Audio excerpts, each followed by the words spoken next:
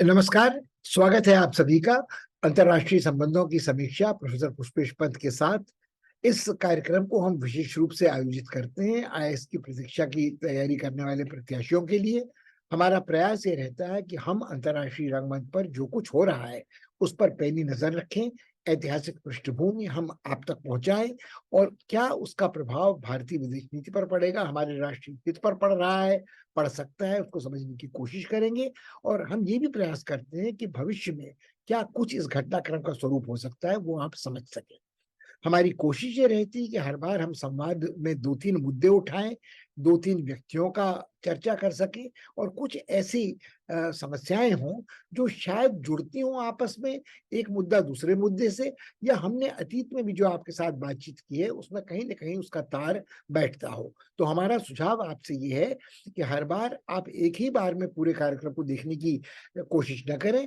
आप अपनी सुविधानुसार जो मुद्दे इसमें उठाए गए हैं उनको देखें, उनको समझने की कोशिश करें और यदि आपके मन में कोई कुतूहल होता है तो वो सवाल आप हमसे बेहिचक पूछें, हम उनके समाधान का प्रयास करेंगे। इस बार जो मुद्दे हम लेकर आपके सामने आए हैं, वो 3 मुद्दे हैं जो आपस में एक तरह से जुड़े हैं और एक तरह से बिल्कुल अलग-अलग भी हैं। पहला मुद्दा तुर्की में चुनाव का है। तुर्की एक ऐसा देश है जिसकी भू-राजनीतिक स्थिति बहुत ही संवेदनशील है। वो अफ्रीका, यूरोप और एशिया के एक तिराहे पर लगभग स्थित है और यूक्रेन में रूसी आक्रमण के बाद उसकी संवेदनशील भू-राजनीतिक स्थिति और भी अधिक महत्वपूर्ण हो गई है। तुर्की का एक और महत्व है कि तुर्की एक ऐसा देश है जो मुस्लिम राज्य है मगर जिसको इस्लामी राज्य कहना कठिन है। वो एक आधुनिक मुस्लिम देश है जिसकी पहचान पश्चिमी देश के रूप में होती है। वो नाटो का सदस्य रहा है, वो यूरोपीय समुदाय का सदस्य बनना चाहता है मगर अब तक इसमें बाधाएं प्रकट होती रही हैं। कमाल अतातुर्क नाम का जो समाज सुधारक वहाँ था, उसने आधुनिकीकरण की जो प्रक्रिया शुरू की थी, वो भले ही अनवरत वहाँ नहीं चल सकी। कई 2 कदम आगे 1 कदम पीछे वाली स्थिति वहाँ चलती रही है और क्रमशः एक इस्लामिक अनुदार तानाशाही का सृजन वहाँ सेना की सहायता से हुआ है, मगर ये सारी बातें अलग हैं। जो चुनाव वहाँ हो रहा है, उसका महत्व इसलिए है कि लंबे समय से एर्दोगान वहाँ के राष्ट्रपति हैं और आज पहली बार एर्दोगान को 2 तरह की समस्याओं का सामना करना पड़ रहा है। एक उनका स्वास्थ्य धोखा दे रहा है, उन्हें बीच में चुनाव अभियान छोड़कर स्थगित कर अपनी चिकित्सा के लिए जाना पड़ा है, विश्राम करना पड़ा है। दूसरे ये है कि पहली बार उनका विरोध एक संयुक्त अ, विपक्ष कर रहा है, तो लोग अटकलें लगा रहे हैं कि इसके बाद तुर्की का भविष्य क्या होगा, तुर्की में क्या होगा? दूसरा चुनाव जो महत्वपूर्ण है, वो है अमेरिका में बिडेन ने दावेदारी अपनी दोबारा घोषित कर दी है। ये 80 वर्ष के बाइडेन चाहते हैं कि 84 वर्ष की उम्र तक वो अनवरत शासन अमेरिका का करें और यदि ऐसा होता है, उनका पुनर्निर्वाचन होता है, तो वो आज भी अमेरिका के सबसे बूढ़े राष्ट्रपति हैं जो चुने गए हैं, तब स्थिति और भी आगे पहुंच जाएगी। उनके विरोध में जो सबसे प्रमुख प्रतिद्वंदी हैं, लोगों की निगाह में आज भी वो डोनाल्ड ट्रंप ही हैं। तो क्या डोनाल्ड ट्रंप अ, जो दूसरे सबसे बूढ़े राष्ट्रपति रहे हैं, क्या वो आज भी उनको टक्कर दे सकते हैं? और इसका क्या असर दुनिया की राजनीति पर पड़ेगा, ये देखने लायक होगा। जब ये सारा घटनाक्रम चल रहा है, तो एक और रोचक बात हो रही है कि चीन जब लोगों का ध्यान अन्यत्र बँटा है, वो धीरे-धीरे अंतर्राष्ट्रीय शतरंज की बिसात पर अपनी मोहरें बिछा रहा है, नई चालें चल रहा है और ये शतरंज की बिसात उसने अन्यत्र बिछाई है। वो दक्षिण चीनी सागर में नहीं है, वो हिंद महासागर और प्रशांत क्षेत्र में नहीं है, वो दक्षिण एशिया में भारत की सरहद पर नहीं है, वो दक्षिण एशिया में भारत को घेरने, उसका कदबोना करने वाले जहरीले मोतियों की माला पहनाने तक सीमित नहीं है। उसकी निगाह आज अफ्रीका में, दक्षिण अफ्रीका में, दक्षिणी अमेरिका में दूर-दूर तक फैली हुई है। इन सब चीज़ों का चर्चा हम आपके साथ करेंगे, तो देर किस बात की, हम लोग अपना संवाद शुरू करते हैं। कूटनीतिक विकास, तुर्की में चुनाव, बाइडेन पुनर्निर्वाचन के लिए और शतरंज की बिसात पर चीन की कूटनीतिक चाल। सबसे पहले तुर्की में चुनाव, दुनिया के लिए इसके निहितार्थ क्या है?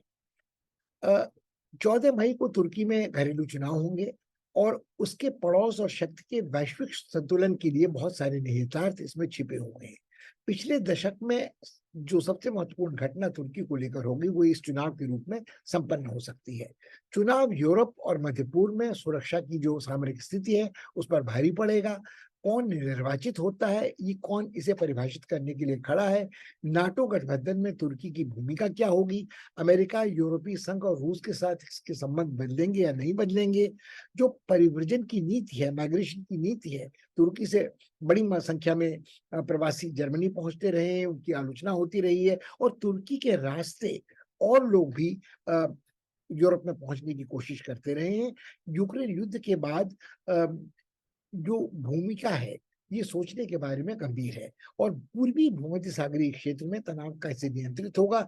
तुर्की के संबंध तनावग्रस्त रहे, कभी ग्रीस के साथ, कभी साइप्रस के साथ, तो कभी एक जोड़ घटाना शुरू होता है लीबिया के साथ, क्योंकि सागर के गर्भ में जो गैस का बड़ा भंडार है, वो उसकी दावेदारी तुर्की और उन सारे इन तटवर्ती देशों की है।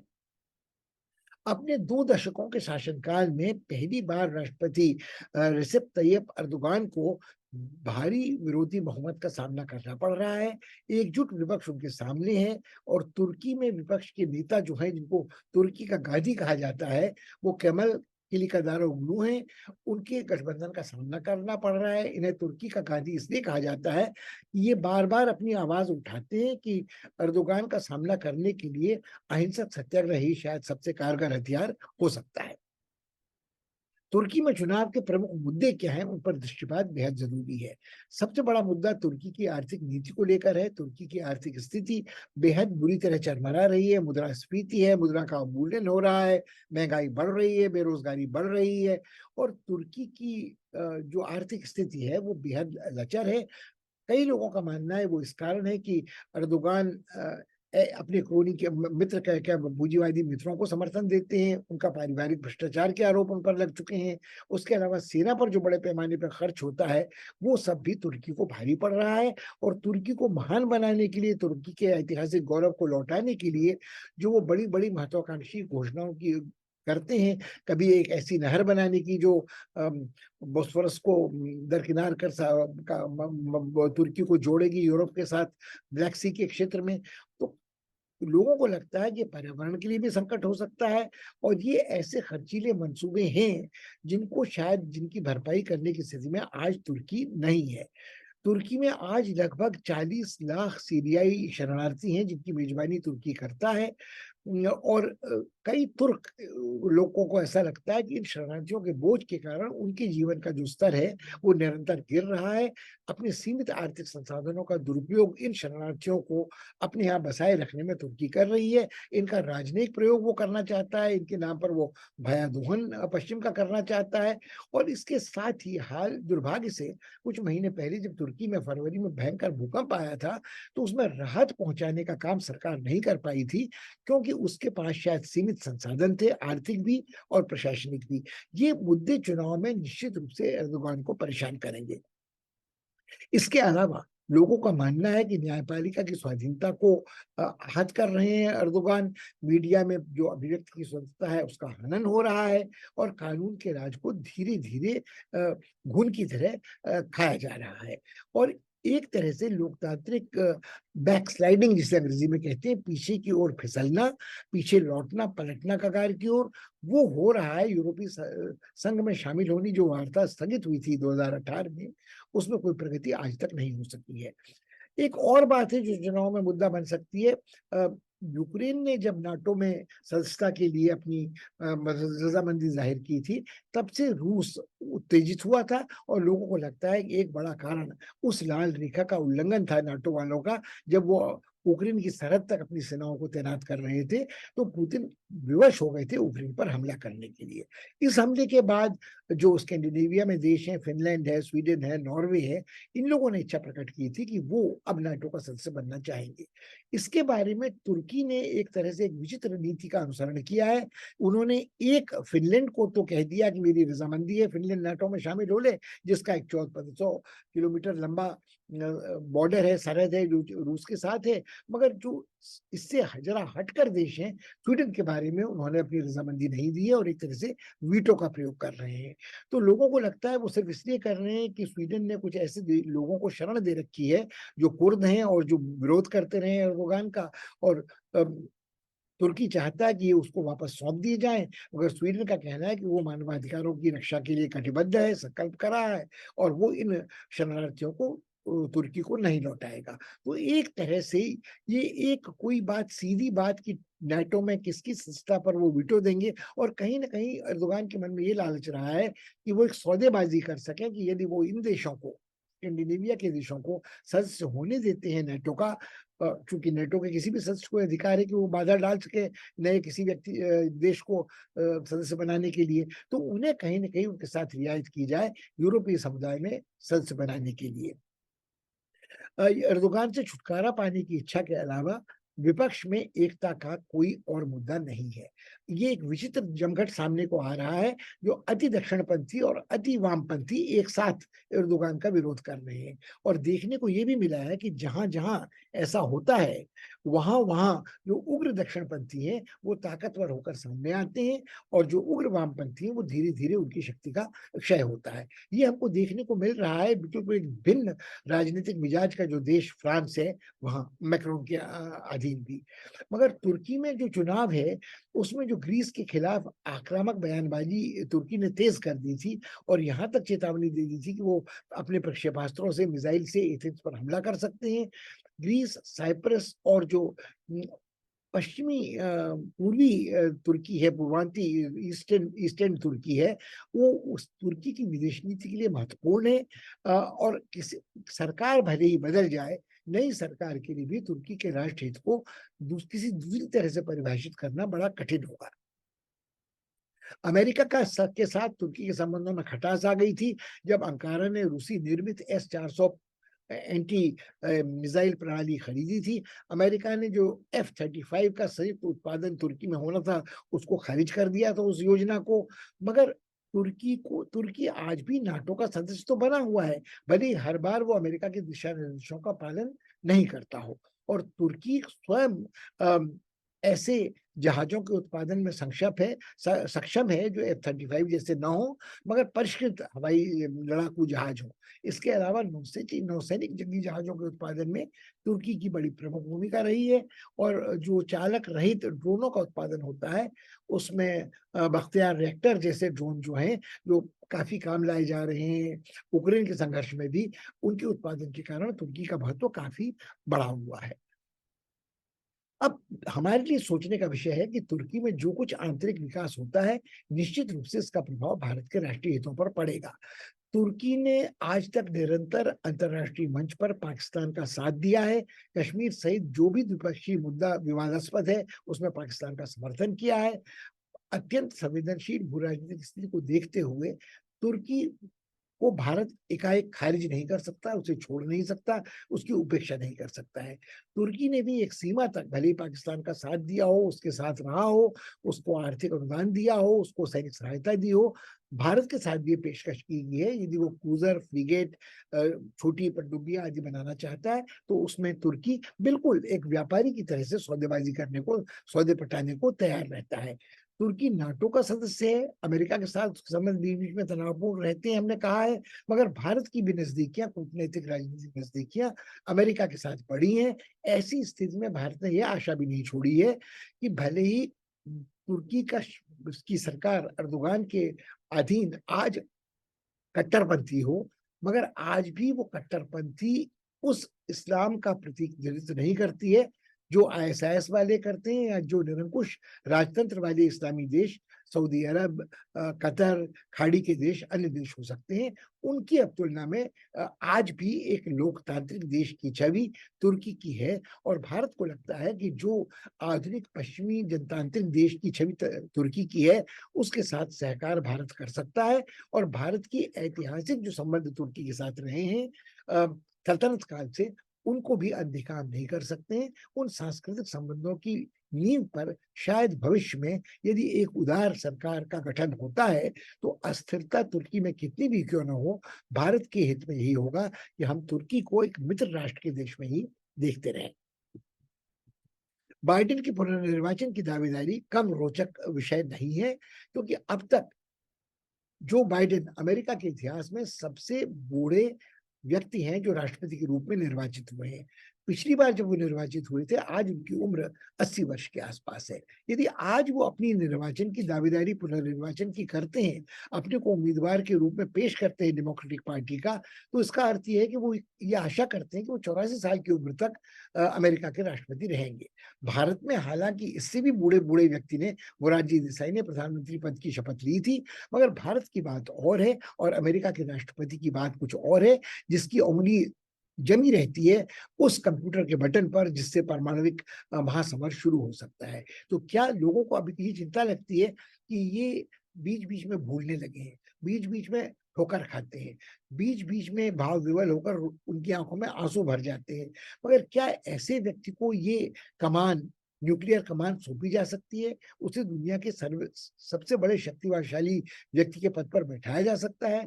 अब तक कमला हैरिस की उम्मीदवारी ये थी कि शायद अगली बार उन्हें डेमोक्रेटिक पार्टी का उम्मीदवार बनाया जाएगा, या कहीं न कहीं तो लोगों ये अटकल, कुछ क्रूर लोग ये अटकल भी लगा रहे थे कि यदि उनका देहांत हो गया बाइडेन का, तो उपराष्ट्रपति ही वहाँ के अमेरिका के संविधान के अनुसार राष्ट्रपति का कार्यकाल अंतिम रूप से ग्रहण करेगा और फिर अगला चुनाव लड़ेगा। मगर न तो अब तक कमला हैरिस का कार्यकाल कोई बहुत प्रभावशाली रहा है, और ऐसा नहीं लगता है कि अंशतः भारतीय, अंशतः अश्वेत होने वाले जो उम्मीदवारी होती है, कभी ओबामा की हो, कभी कमला हैरिस की हो, कभी महिला उम्मीदवार के रूप में हिलेरी क्लिंटन को सामने रखा जाए। लगता है कि अमेरिका आज भी इस बात के लिए तैयार नहीं है, और शायद बाइडेन ही सबसे अधिक बेहतर उम्मीदवार नजर आ रहे हैं डेमोक्रेटिक पार्टी के लोगों को। उनको लगता है कि बर्नी सैंडर्स अति उग्रपंथी हैं और बूढ़े वो भी कम नहीं है। और जो रॉबर्ट कैनेडी के पुत्र ने अपनी उम्मीदवारी की घोषणा की थी, वो शायद थोड़ी जल्दबाजी थी, वो शायद इसके लिए भी तैयार नहीं है। इतनी गरिमा, इतनी महिमा उनके साथ अभी जुड़ी नहीं है। दूसरे जो उम्मीदवार सामने आ रहे हैं और चर्चित हैं, वो दूसरे सबसे बूढ़े राष्ट्रपति के रूप में निर्वाचित हो चुके हैं। बाइडेन 46वें राष्ट्रपति हैं अमेरिका के, वो 45वीं थे, वो डोनाल्ड ट्रंप है। और इस नामांकन की दौड़ में रिपब्लिकन उम्मीदवार के रूप में वो सबसे ज्यादा चर्चित हो रहे हैं। हालांकि ट्रंप को असंख्य अनगिनत कानूनी अड़चनों का सामना करना पड़ रहा है, उन पर बलात्कार का आरोप लगाया जा चुका है, उनके ऊपर विप्लव भड़काने का आरोप लगाया जा चुका है, उनके समर्थकों ने अमेरिकी संसद पर, कैपिटल हिल पर कब्जा करने की कोशिश की थी। ये सारे आरोप उन पर लगाए गए हैं। मगर और अभी हाल राइटर्स इप्सॉस पोल ने दिखाया है कि अधिकांश पंजीकृत मतदाता ये बिल्कुल नहीं चाहते हैं कि डोनाल्ड ट्रंप दोबारा चुनाव लड़े, मगर क्योंकि उनके बारे में लोगों को ये लगता है कि यदि वो ट्रंप की वापसी के बारे में सोचना शुरू किया, तो बहुत सारे अमेरिकियों के मन में गहरी आशंकाएं पनपने लगती हैं। प्रशासन के तहत नीतियों में वो जो भी बाइडेन ने किया है उस पर पानी फेरेंगे, जैसा पहले राष्ट्रपति पद के कार्यकाल में उन्होंने ओबामा की सारी इस योजनाओं को खारिज किया था। पर्यावरण संबंधी जो राजनीति चल रहा था पेरिस में, उसको खारिज किया था। और वो रूस के ऊपर लगाए आर्थिक निषेध हो या चीन के प्रति वाणिज्य युद्ध हो, वो इतने अप्रत्याशित फैसले लेते थे कि उनके बारे में तय करना कठिन था कि वो तुनक मिजाज हैं, वो आत्ममुग्ध हैं और बिल्कुल अज्ञानी हैं, उनको कोई अनुभव राजनीति का नहीं है। वो कभी पुतिन को पटाने की बात करते थे कि वो शक्तिशाली तानाशाह है, मैं शक्तिशाली व्यक्ति हूँ। कभी उनको उत्तरी कोरिया का जो तुरक मिजाज नेता है वो अपनी बराबरी का लगता था। तो वो कब क्या करेंगे, ये अड़चन सबसे बड़ी उनके साथ एक हट रहता था कि मैंने वादा किया है, मैं अमेरिका को दोबारा महान बनाकर दिखा दूंगा। तो अमेरिका को दोबारा महान बनाने के बहाने वो बाइडेन के हर फैसले को खतरनाक ढंग से उलटफेर कर सकते हैं, और दुनिया शायद ये नहीं चाहेगी। अब अगर ये भी आप मान लें कि जब डोनाल्ड ट्रंप फिर से चुनाव की उम्मीदवारी की मांग कर रहे थे पिछली बार, तो भारतीय प्रधानमंत्री ने तब मजाक मजाक में ही कहा था और नारा दिया था, अब की बार डोनाल्ड सरकार। उनके हल्के फुल्के मजाक के लिए भारतीय प्रधानमंत्री की आलोचना हुई थी। लेकिन यह नहीं भूलना चाहिए कि भारत सही कोई भी देश अमेरिकी राष्ट्रपति के चुनाव के नतीजों से अप्रभावित नहीं रह सकता है। अमेरिका आज जग जाहिर है कि दुनिया के सामने एक ऐसे देश के रूप में प्रकट होता है जो वैचारिक आधार पर बुरी तरह बटा हुआ है। लगभग आधा आबादी अमेरिका की कट्टर दक्षिणपंथी, मिशनरी, इवांजेलिकल ईसाई, हथियारों को रखने को अपना बुनियादी अधिकार मानने वाली, नस्लवादी, गोरे लोगों को श्रेष्ठ मानने वाली, अमीरों और गरीबों के बीच में फर्क करने वाली है। तो आधी आबादी ऐसी है जो भले ही उदार न हो, भले पूरी तरह से नस्लवाद से मुक्त न हो, मगर कमोबेश इन दक्षिणपंथी कट्टरपंथी ट्रंप समर्थकों की तुलना में कहीं अधिक सहज है, जिन्हें लगता है कि समलैंगिकों को उनके अधिकार मिलने चाहिए, जिन्हें लगता है कि अश्वेतों की जो जिंदगी है उसकी कीमत बराबर की आंकी जानी चाहिए। भले वहां भी अमीरी और गरीबी, वहां भी डेमोक्रेटिक पार्टी के जो समर्थक हैं उनमें अनेक उनको धन दान देने वाले वो लोग हैं जो न्यस्त पूंजीवादी स्वार्थों के साथ जुड़े हैं, जिनके हित तेल और बड़ी गैस कंपनियों के साथ जुड़े हैं, जिसे हाईटेक कंपनियां कहते हैं उसके साथ जुड़े हैं, और उनका उग्र राष्ट्रवाद भी बाकी दुनिया के लिए खतरनाक साबित होता रहा है। और अमेरिका की महानता का चर्चा वो भले ट्रंप की तरह न करते हो, मगर अमेरिका की जो नियति है, जिसे वो अमेरिका की मैनिफेस्ट डेस्टिनी कहते हैं, उसको देखते हुए कब वो कहाँ हस्तक्षेप करेंगे, किस बहाने हस्तक्षेप करेंगे, और अपने को शहर कोतवाल समझते हैं पूरी दुनिया का, ये बात उनके ऊपर भी लागू होती है। मगर फिर भी जो वैचारिक विभाजन है उसमें ये कहना बड़ा कठिन होगा कि ऊंट किस करवट बैठेगा, कौन पक्ष जीतेगा। यह भविष्यवाणी करना कठिन है कि नया राष्ट्रपति लोकतांत्रिक या रिपब्लिकन होगा, डेमोक्रेटिक होगा या रिपब्लिकन होगा, अंतरराष्ट्रीय संबंधों में अलगाववादी होगा या हस्तक्षेपकारी होगा, किस उम्र का होगा, उसके क्या संबंध भारत के संग होंगे, और भारत के प्रति, दक्षिण एशिया के प्रति उसका क्या रवैया रहेगा, वो भारत को और दक्षिण एशिया को कितना महत्वपूर्ण समझेगा, पाक को कितना महत्वपूर्ण समझेगा, और या उसकी पहली प्राथमिकता एशिया को देखते हुए चीन की और चीन और रूस की सांठगांठ की होगी। यदि हम इसको ध्यान में रखते हैं तो पिछले 6-7 दशकों से पाकिस्तान के साथ जो अमेरिकी विदेश विभाग, रक्षा विभाग की साझेदारी रही है, CIA की, ISI के संग रही है, जिस तरह के हस्तक्षेपों में अफगानिस्तान से लेकर अन्य इस्लामिक देशों में पाकिस्तान ने उसका साथ दिया है, आज भले ही पाकिस्तान चीन और रूस के खेमे में नजर आता है और ईरान के साथ, मगर ईरान के साथ अमेरिका का बैर पुराना है, और भले ही ईरान के संबंधों में अब सामान्यीकरण नजर आ रहा है खाड़ी देशों के साथ, सऊदी अरब के साथ, खासकर अब्राहम समझौते के बाद इसराइल के संबंध भी बदले हैं इन देशों के साथ, मगर कुछ बुनियादी समीकरण नहीं बदले हैं। जो सैनिक संधि संगठन शीत युद्ध के दौरान बने थे, तब से पाकिस्तान और अमेरिका एक साथ हैं, और आज भी बदली भू राजनीतिक स्थिति में पाकिस्तान की उपयोगिता अमेरिका के लिए भारत से कहीं अधिक है, क्योंकि भारत दुनिया का सबसे बड़ी आबादी वाला देश बन चुका है। वो स्वायत्त सामरिक नीति का अनुसरण करना चाहता है, वो अमेरिका के करीब मित्रवत है, मगर क्वाड्स की सदस्यता के बावजूद वो अमेरिका का पिछड़ेगुआ नहीं बन सकता है। उसके संबंध रूस के साथ एक संतुलित संबंध है, और भले ही रूस के ऊपर आज वो उस तरह का भरोसा नहीं कर सकता है जिस तरह का 1971 में बांग्लादेश मुक्ति अभियान के संबंध में हुआ था, मगर आज भी सैनिक साज सामान की खरीदारी पर वो अमेरिका पर एक बड़ी सीमा तक निर्भर है। तो ये सारे प्रश्न हमारे लिए विचारणीय है। अब एक नजर डालें शतरंज की उस बिसात पर जहां चीन अपनी मोहरें फिट कर रहा है और नई नई राजनयिक चालें चल रहा है। लोगों का ध्यान बटा हुआ है चीन के आक्रामक प्रसार में, दक्षिणी हिंद महासागर में, जिसे वो चीनी सागर कहता है, हिंद प्रशांत क्षेत्र में, और क्रमशः जब अमेरिका और भारत 2024 में चुनावों की, राष्ट्रपति और प्रधानमंत्री के चुनाव की प्रतीक्षा कर रहे हैं, शी का राजनीतिक भविष्य कम से कम वर्तमान में बिल्कुल निरापद है। चीन में अधिनायकवादी चीन है, दुनिया भर में एक सैनिक जाल बुन रहा है, एक मिलिट्री नेटवर्क स्थापित कर रहा है, और इस दशक के अंत से पहले एक वैश्विक महाशक्ति के रूप में उभरना चाहता है। कर्ज में डूबा कंबोडिया रीम में एक नया बंदरगाह चीन को दे रहा है। दक्षिण पूर्व एशिया में अपनी पकड़ मजबूत करने के बाद चीन अब अफ्रीका के पश्चिमी तट पर इक्वेटोरियल गिनी में और बाटा में सैन्य उपस्थित करने में अपनी नजर गड़ाए हुए है। इस बात को हम नहीं भूल सकते हैं कि उत्तर पूर्वी अफ्रीका में जिबूती में एक नौसैनिक अड्डा चीन के पास है, और सोमालिया में जहां स्थिति बड़ी अस्थिर रहती है, वहां भी जहां नाविक तस्कर उग्र रहते हैं, जहां अल-शबाब जैसा अतिवादी इस्लामी संगठन कार्यरत है, वहां भी चीन एक ऐसी बड़ी नौसैनिक शक्ति है जो लाल सागर के मुहाने पर निगरानी करने की स्थिति में अपने नौसैनिक अड्डे के कारण जिबूती में है। उसका प्रभाव इरिट्रिया में, इथियोपिया में, सूडान में बड़ी आसानी से महसूस किया जा सकता है।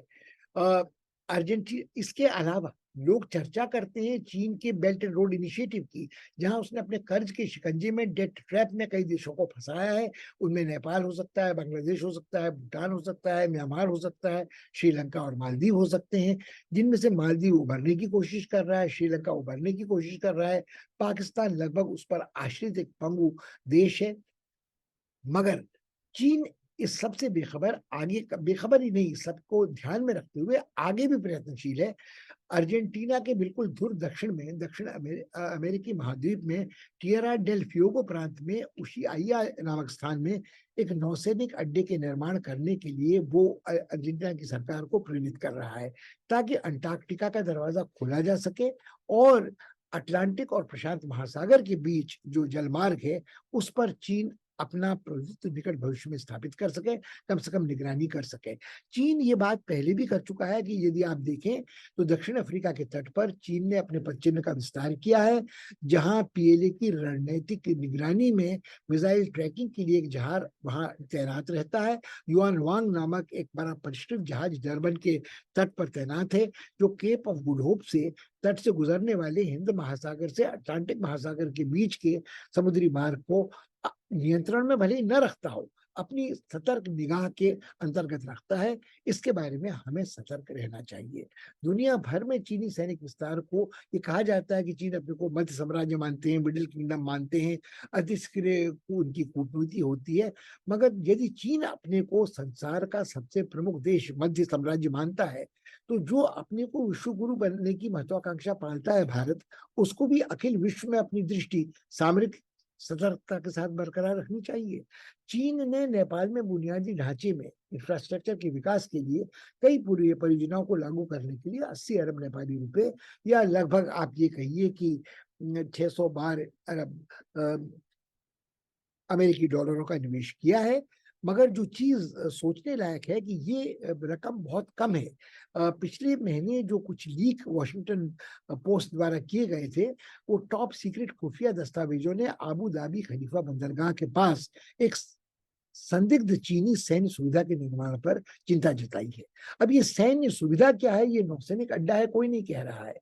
मगर यदि किन दबावों में अबू धाबी में खलीफा बंदरगाह के पास ये निर्माण किया जा रहा है, या इस निर्माण की परियोजना सामने आई है, इसकी पुष्टि भले अभी ना हुई हो, इसको भी सतर्कता से देखने की जरूरत है।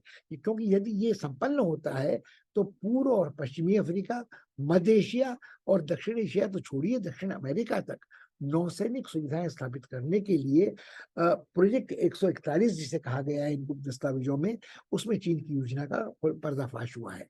यह मान लेना नादानी होगा कि अभी अमेरिकी डॉलर का प्रभुत्व समाप्त हो गया है। सैद्धांतिक रूप से सऊदी अरब और चीन के बीच युआन में तेल के व्यापार की कीमत लगाना के बारे में अटकलबाजी शुरू हो गई है।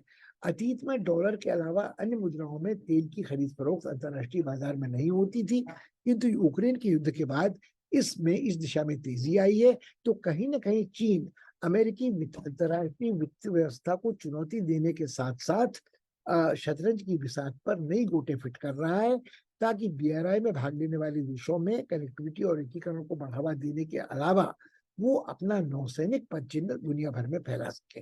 हालांकि इस पहल में चीन को बहुत बाधाओं का सामना करना पड़ा है।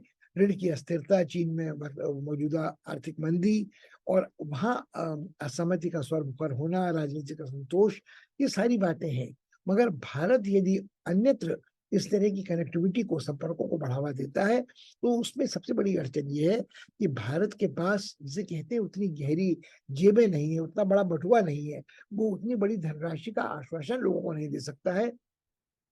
और भारत और रूस को जोड़ने वाला जो 7,200 किलोमीटर लंबा अंतर्राष्ट्रीय उत्तर दक्षिण परिवहन गलियारा है, सिर्फ उससे हम सोचते हैं कि उसमें पुनर्जीवन का संचार हो रहा है।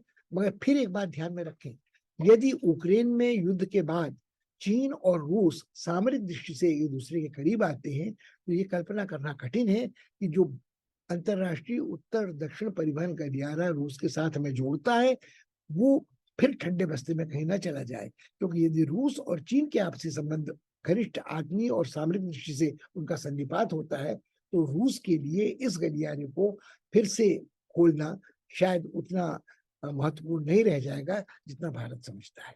इन सारी बातों को ध्यान में रखने की जरूरत है। हम चीन का मुकाबला भरी सारी दुनिया भर में ना कर सकते हैं, मगर यदि हमारा सबसे बड़ा प्रतिद्वंदी अंतर्राष्ट्रीय राजनयिक मंच पर चीन है, तो हमें उसकी हर हरकत पर निगाह रखनी पड़ेगी और उसकी हर शतरंजी चाल को कहीं ना कहीं नाकाम करने की कोशिश भी करनी पड़ेगी। इस बार इतना ही। अगली बार आपसे मुलाकात होने तक धन्यवाद और नमस्कार।